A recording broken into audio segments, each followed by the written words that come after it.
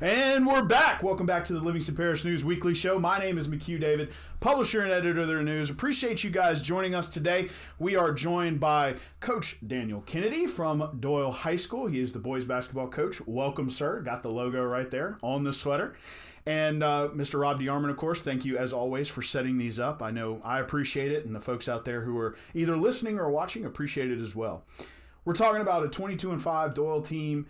2 8-game winning streaks, as you told us, Rob. And, when we were kind of hitting the high points before the show to get a little script going, one of the things that Rob brought up, we always like to talk with you guys about it, is what you talked about before the season. Now, for you, the first thing you backed all the way back up to last summer. During the summer league, a lot of y'all participate in it. A lot of question marks. So, Rob, you said you didn't get a whole lot of interaction with that team during the summer, but let's talk to you about kind of what your mindset is as you're going through that summer with those guys. Well, we graduated 2 seniors off that team, so I have the majority of my guys coming back. So, as a coach, you're anticipating when you have the majority of your team coming back that, hey, we'll probably be pretty solid, show some growth. And so, as we started the summer and started playing games, we struggled. We were awful. And, we don't practice a whole lot in the summertime. A lot of my guys are baseball guys too. And so, we're dual sport. So a lot of that falls back on me of how well we perform in the summer. But during the summer, man, we were not even competitive in most of our summer league games. And it really took its toll on some of the guys. You could tell the frustration. I was frustrated as obviously as coach. And there were a lot of question marks for me as the coach to determine what style of play that we were going to be able. We're going to be able to play a fast tempo style like I would like to play, or we was going to have to play a slow tempo. And so that question came up, after the summer of, man, what is this team going to look like? Mm-hmm. So you talked to him about October, and that, one of the things that we kind of brought up is like Coach, you're doing a lot of soul searching, trying to find out what this team's going to look like, and then you lose some kids. Rob, jump in for the conversation y'all had before the season. This is, and at this point, I don't know that these guys are not playing, so I'm doing my regular story, and that's when I find out, hey, these guys aren't going to be here. So I think at that point when Coach and I talked, it was trying to figure out, okay, we have to make sure these guys are a team, and you've got some new pieces in there. I think the biggest one, no pun intended, is John Barrios, who had not played very much at all. And I remember specifically Coach telling me, hey, John's going to have to be our guy. We're going to have to put him on our back a few nights. And Coach, you knew what you were talking about because it's happened. It's happened a few times down the course of the season. But it's been interesting to watch, like Coach said, become a team. And these guys really have become a team. You guys are probably going 6 or 7 deep. Yes, and you can get those guys in, so it's come together. But starting out, a bunch of question marks, right? So and a couple of things that you said was like, starting out the season, coming into the season, it was like, are we going to have to run some things that aren't really within your coaching philosophy? So tell us a little bit about when you're kind of sitting back, going through your mind, what's going through, what are your thought processes? I mean, you have this philosophy about what you want this team to do, how you want to coach. How is what you were being shown a little different from how you felt? Well, I think as a high school coach, you're obviously limited to the players that you have, and I think each coach has to try to maximize what they have. And as a coach, everybody has their own philosophies, people that have influenced you over your either playing days or coaching days. And so what you're trying to maximize the players that you have, you're constantly evaluating your players. And my style of play, we love to play fast. I love to play pressure defense and get up and down the floor. And this summer, we were not able to do that. And so the soul searching came from, do I need to change my philosophy? Can this team and our personnel not do the things that I want us to be able to do? And that was the question. And the question was, can we really be a man-to-man pressure defensive team? Can we get out and run the floor and play a fast tempo? And offensively, can we can we run a motion where everybody has to touch the ball and everybody has to make a good decision with the basketball? Or are we going to be limited to slowing the game down and trying to keep the ball and just our guards' hands to make decisions, or only try to get the ball inside to our big guy? And so this summer, that was the question for us, is because we played so bad, and question for me. And but I'll tell you, I was very shocked when we got back to school and how hard our kids worked. I think going through the summer for them and not doing well, I have a competitive group of guys, and I love their competitiveness. And I think maybe struggling the summer kind of woke them up and said, hey, this is not how we want our season to go. This is not the team that we want to be. So this is what we're going to have to do, and give them all the credit. They really worked extremely hard, come back in August and September of conditioning and working hard individually to get themselves better. And you see that product on the floor now. Right, and so you worked right into the question. I was going to say, do you think it was a little competitive nature, a little bit of frustration coming together? Did you have some leaders appear on the team? Some guys that pushed everybody else to say, look, we got to do what we've got to do to get better. I wouldn't say that I just had one guy that necessarily was the leader. John Barrios for us I have three seniors. He was the senior that has not played. He didn't play until halfway through his junior year. He came out but he is such a giant teddy bear to describe it. He's really not aggressive enough from what we want on the court, but he's such just a great person and a great teammate in practice. He's always really positive. If things are not going well, he's one of the first ones to, hey guys, let's pick it up, let's do this. And he leads by example. He doesn't have days where he takes off and he's got a bad attitude or he doesn't want to work hard. He's really consistent. But we have a team full of those guys. Now, don't get me wrong, we're teenagers. They go through bad days and sure. I did bad on this test, or my girlfriend broke up with me, whatever, teenagers.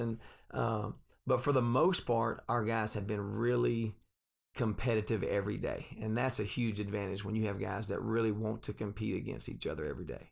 So, Rob, we're going to jump over to you. We've got a 5-2 start here, which, I'm going to look back at you, Coach, and say probably a little surprising to you, but a good surprise, obviously. But you hit your first game covered it was a measuring stick, as you called it. It was Episcopal. Talk to us a little bit about what you saw there, because Episcopal does have a good basketball team. And that's when I told Coach, after the game, I said they wind up losing. Y'all lost pretty handily, if I remember correctly. There stays close for a while, but Episcopal started running a little defense on them, turned some turnovers into baskets, quick transition stuff. The thing after the game was, hey, Coach, this was the first time that you really get a chance. It's a measuring stick game. You see it on the schedule, and you know what you're getting when you play Episcopal. And I think at that point, and it's something that Coach has kept throughout the season, he said, we've got to play 32 minutes. And we did not do that tonight. So I think that kind of, when you see some of the stories that I do on Doyle, Coach has followed that same theme. He hasn't let up from that. It doesn't matter if they're winning, losing. It's, hey, man, there's a place we need to be, and we're not there yet. And that's to me, that's where that started. So you have this tough game against Episcopal, and from there you're rolling into, as I understand the schedule, you're rolling into the Parish Tournament, which is, kind of a big deal for y'all. It's not too far away from your school. It's at Holden, tight gym, and it heck of an atmosphere, Now y'all have a little stumble early. You lose to Denham, but and I got to shoot it. I got to photograph it. End up winning the third place game by beating Live Oak twice. So let's talk a little bit about how you took that experience from Episcopal and brought it into this, what is really, a lot of coaches have come through here. Sam White, who is your opposite at Doyle, Coach Hero from Walker, that's a 5A school. It's almost a postseason atmosphere. So talk to us a little bit about how you pulled Episcopal forward to get these guys back on track for that tournament play. All right, well, even before Episcopal, we played our tournament. We played Live Oak and Terrebonne, two 5A schools, and we're able to get 2 wins. So that kind of gave us some momentum. And I was worried about those 2 games, obviously, even though they were at home, it's bigger 5A schools, and I thought we competed well. So we had a little momentum, I thought, going into that Episcopal game. But that was a measuring stick. Coach Beckman does a wonderful job. They're one of the best teams in the state every year. really respect him and their program. And so that game, we scheduled that game trying to see, hey, where were we going to be as a measuring stick? And we did not show up to play. They dominated that game. I don't think at any point we were really into the game. It's almost, and I told our guys this, almost like we were like, oh, we bowed down and, hey, we're playing Mighty Episcopal, and we didn't show up ready to compete. And that was very discouraging, as a coach, because, although you always want to respect your opponent, you want to go fight and compete every time you step on the floor. So that was our thing that we preached after the game is, hey, we didn't bring a fight to them. Yes, you respected them, but you almost respected them too much that you were afraid, you were intimidated by them. So when we go into our parish tournament, we were very fortunate to get the 3 seed going into it because we had beaten Live Oak, got a good seed, and played a tough, scrappy Denham team and lost in the second round. But I thought even in that game, our guys played hard and competed. Denham just played better than us that night. And then going to play Live Oak again. And what was a great game, competitive. I don't know the scoring in between, but I don't think either team ever led by very much. It was a back and forth kind of game, and we were able to make enough plays, to win in overtime. Had a shot to send it in overtime, and then held on in overtime to win it. But the message was, it doesn't matter who we play. It doesn't matter if it's a 5A or Class B. It's basketball. And when you step between those lines, you have to compete at the highest level. You cannot be intimidated just because of who the name is that you're playing or what size school you are. And that's the culture that we were trying to develop at Doyle. Right.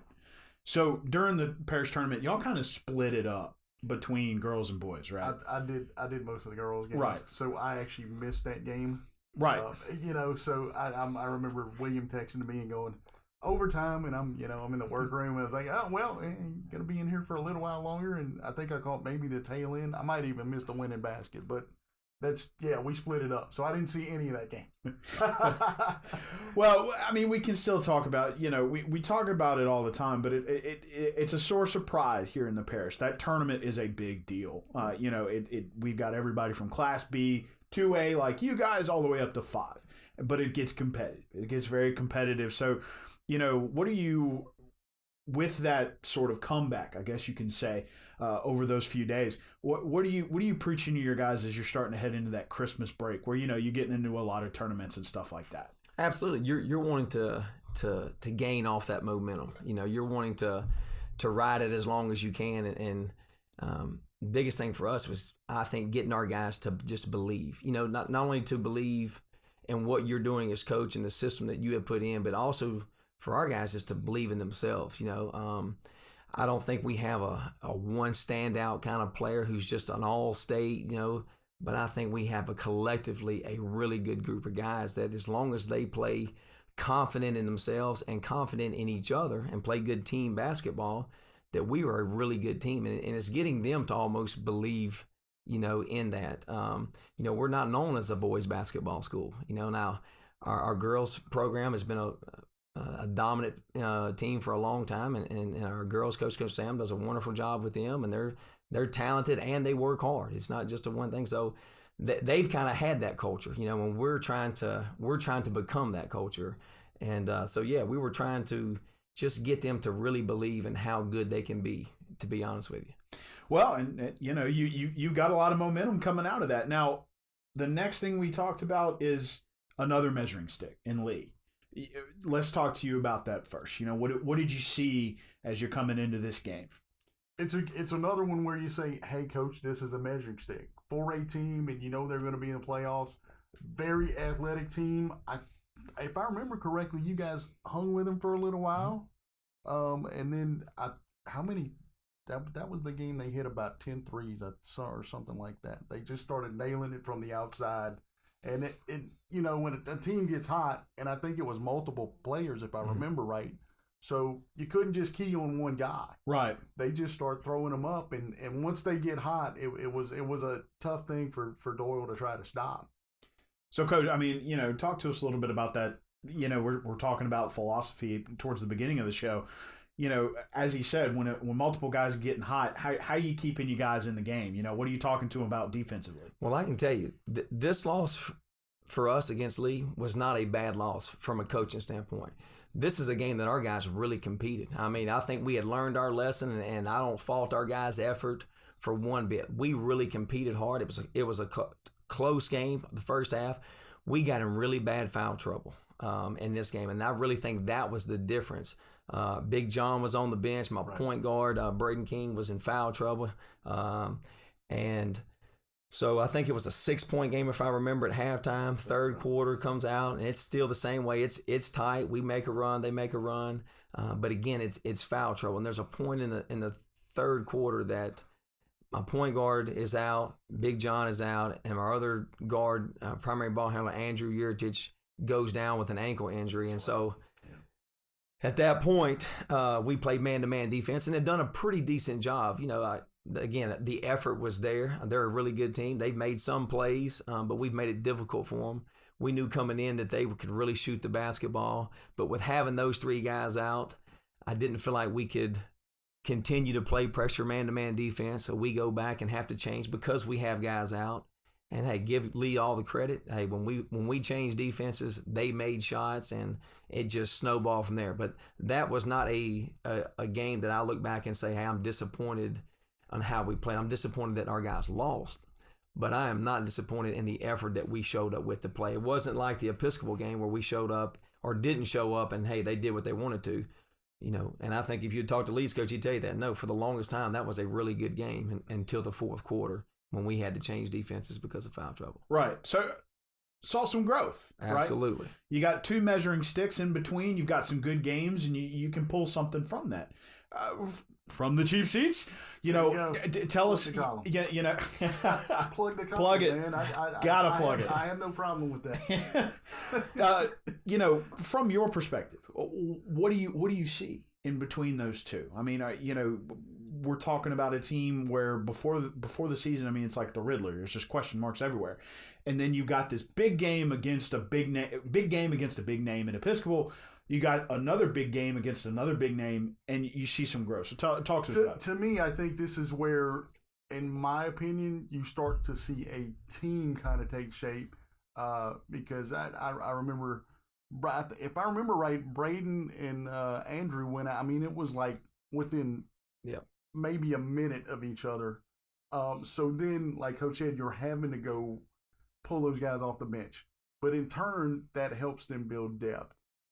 Sure. And it brings them to, where you can go 7 guys deep, 8 guys deep, or however deep you need to go. They don't win the game, but those same guys at this point in the season they're becoming bigger parts of the team.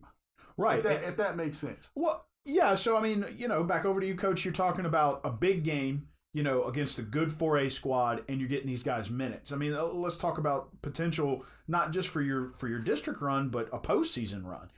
Getting those guys experiences has to be valuable. Absolutely.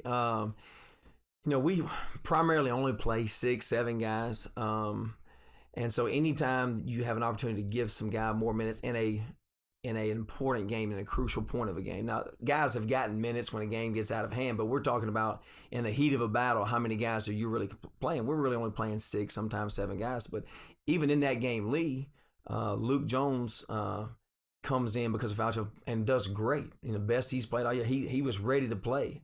Avon Kennedy came in and gave us some minutes in that same game, a guy who never really gets to play. So those 2 guys who don't get to play a whole lot came in because of the foul trouble that we were in and gave us an opportunity to win the game. Because at halftime, like I said, we were only down 6, and those guys had played probably 4 minutes or so in that first half.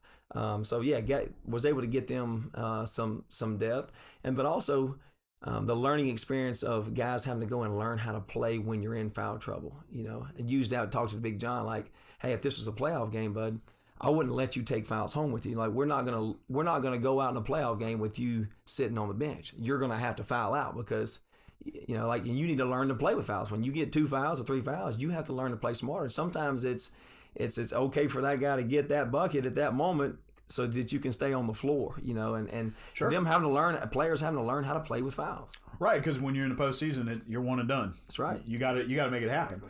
So you're coming off Lee, you're rolling into district, right? You got Pope John Paul on Friday. Big win over French Settlement last night, correct? We were recording this on Wednesday. Should go up Wednesday night. Just want to make sure that's clear. And you brought it up before the show. You're looking at a chance at share of a district title. Yes. So your only loss is to North Lake Christian, correct? So talk to us a little bit about what it's like. It's a competitive district. And how you were able to this or not just you, but this team forms together and then rockets into district play. Or Rob, let's start it off for us. I actually did not, and this is the first time I think I've talked to you about the North Lake game. Mm-hmm. That's the only loss. Those are the two losses they had back to back all season long. It was Lehigh, and then they go straight into district against North Lake. I know the Leahy guy, Bill Leahy. I think he had 31 on you guys that night. The first time. That was the first meeting. And I haven't talked to you about that game. So what happened in that game and how did that play out for you guys? Well, I think the league game before that, and we had some momentum. Even though it was a loss, I think we had some momentum. And here's where dealing with teenagers becomes an issue. Sure. I really felt like when we came into that North Lake game that we were a little, even though we had lost the league, I think we were a little overconfident. We were not mentally ready to play that game. Now, of course, as coach, me and my assistant coach have done our job of scouting them and knowing who their better players were and what their strengths and weaknesses were as a team. And we were down 22-8 in that first quarter. We were not ready to play. They did what they wanted to do. We struggled. Now, we did fight back and show some competitiveness, like our guys were really competitive and fought and did some good things and got ourselves in a chance to win. I think with a minute to go, it was a 1-point game and we were at the free throw line. We don't close the game out, but they do. I think they win by 4, but we had opportunities to even come back and win the game. But we were not ready to play that game mentally from the start of it. And I think that was just a human nature dealing with teenagers. We're better now. We've been able to win these number of games and we've been able to compete against these bigger schools and we got humbled. And I'm going to give our guys credit. It's life is about failures and that's okay to fail. It's how you respond to them. And so I really commend our group of guys for really every time it seemed like we failed or had a setback, they have responded so well. And I think that's the teamwork that you have seen since that game forward, throughout our district. The second time we played North Lake at their place, tough game, but at one point in the fourth quarter, we're up 18 at their place. Totally different game because of our mindset was different. And so I think that our team has showed a lot of maturity. Every setback we've had, they have responded well to it, and that's a good sign as a coach. We're a senior and junior team that we have grown up and showed some maturity.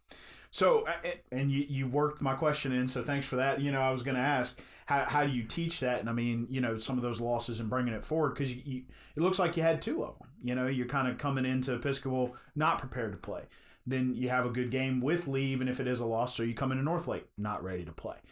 How do you pull that forward, and we're not looking for rat poison here, just saying. How do you pull that forward into a postseason? Because you're wrapping up district on Friday. You've got 2 non-district games, and then you're in it. Then you're, win or go home.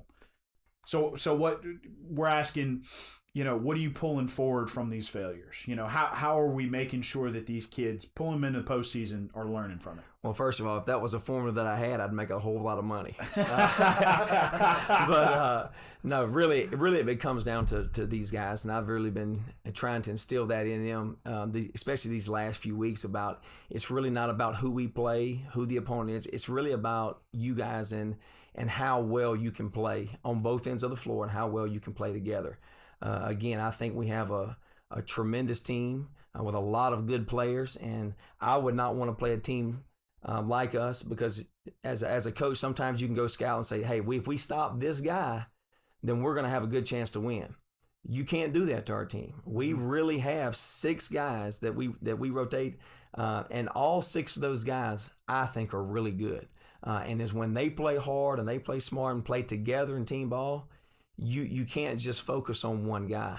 And so my message to them has been, hey, it's not about the other team. It's really about you guys and how well you can play for 32 minutes. And we're still not there. In our district, we have had games where we have played great in one quarter and awful the next, or great for 4 minutes and bad for the next 4 minutes. And we have not played a complete game yet, and they know it, because I don't let them off the hook and tell them, oh, you win by 35 or 40, you played great. No, you didn't. You played great for this amount of time, but you still have not played great for 32 minutes. And when we get to the playoff time, especially hopefully if we can make it past the first, second, third round, like each round gets tougher. Like those mistakes have to be limited. The number of possessions that you have where you are not executing well has to be minimized. If not, you're going to be done at the end of the day. You know, so it's maximizing every possession and trying to do that for 32 minutes. And no fouls to remain on the floor. That's right. Rob, what do you as you've watched this team evolve over this season, this 2019-2020 season, what is it that you are kind of expecting to see as we're closing out district on Friday with 2 extra games to go in the postseason beyond? I'm going to hit on what Coach said. The biggest thing about this team is when you say team, it is a team. You can have one night where, John Barrios goes off for 31 points and kind of carries them, like Coach said. And then you can have another night where Andrew Yurtich steps up and, he hits 28 or whatever. And then you can have other nights where you're going to have 4 guys hit the score sheet in double figures. So you just never know what's going to happen. I think one thing that kind of stuck out to me, and I don't mean to make Coach sound like a grumpy old man, but the other night you guys beat Springfield pretty good, and that's exactly what I said. People are going to think we're writing the same story over, but it's just the point that Coach Kennedy's tried to hammer home to his guys is exactly what he said. Hey, we got to play 32 minutes if we want to get to the spot we want to get to. And another part was when we're doing that post-game interview, Braden Keene, he probably didn't score what he wanted to that night against Springfield, but as we're doing the interview, Braden he's just taking shots from anywhere he can after the game. Mm-hmm. Game's over, and Coach says, this is what we've got. He's our point guard. He probably did everything he needed to do to get the ball to who needed to get the ball as it goes, but this is what he's doing because he feels like he didn't do what he needed to do tonight to help the team. And you'd think that's going to be something that built off a lot of that frustration, that teamwork that came of that summer, right? Mm-hmm. These are guys that want to compete. So, that's what you're looking for, right? You're looking to build and to get better as weeks go along. So, again, Pope John Paul on Friday. You traveling or are you at home? We're at home. At home. So, hey, going to be in Livingston Friday night for Pope John Paul, rounding out district play. Again, Coach, any last words you'd like to share with us? Well, kind of adding on to what his story there, what's unique about our team, or what I love about our team is, can't tell you how many times, guys call me, Coach, can I get the keys? Can I do that? They're competitive. They want to be great.